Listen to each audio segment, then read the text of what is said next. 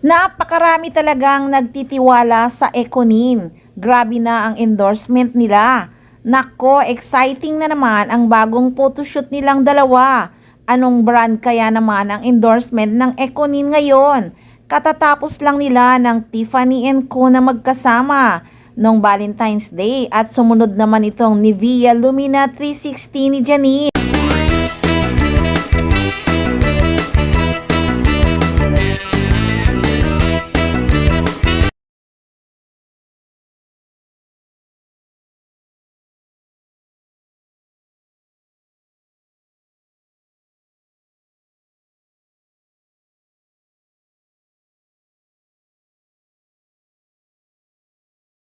At ngayon, may post na naman sila sa kanilang social media na may photoshoot na naman silang dalawa na magkasama sa isang brand.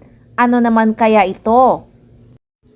Nako, sunod-sunod na talaga ang endorsement ng Econin.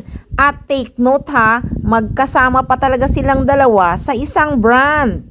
Nako, feeling ko nga hindi na magkanda-ugaga ang Econin kung sino ang uunahin sa mga kumpanyang kumukuha talaga sa kanilang dalawa para mag-endorse ng mga product. Kaya naman napakarami talagang nag-aabang sa mga paayuda ng Econin tuwing magpo-post sila sa social media.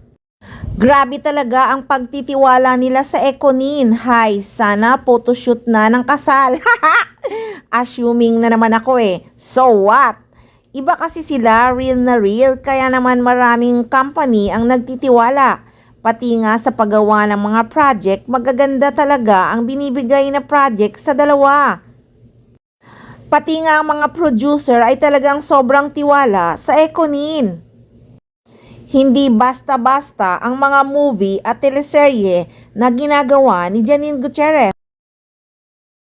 Pati nga ang teleserye nilang The Accused ay na-issue pa ng mga buzzer na kesyo hindi daw Dreamscape ang nag-produce ng The Accused. Nako, big deal ba yun? Ang importante, may teleserye ang Econin, right? So guys, sawa naman tayo sa paayuda ng Econin. Hindi talaga sila nagdadamot na i-share kung ano man ang kaganapan nilang dalawa. Kaya naman, huwag rin kayong magsawang tumutok at mag-abang ng mga updates ng Econin. Siyempre, dito lang sa Maarteng Machika!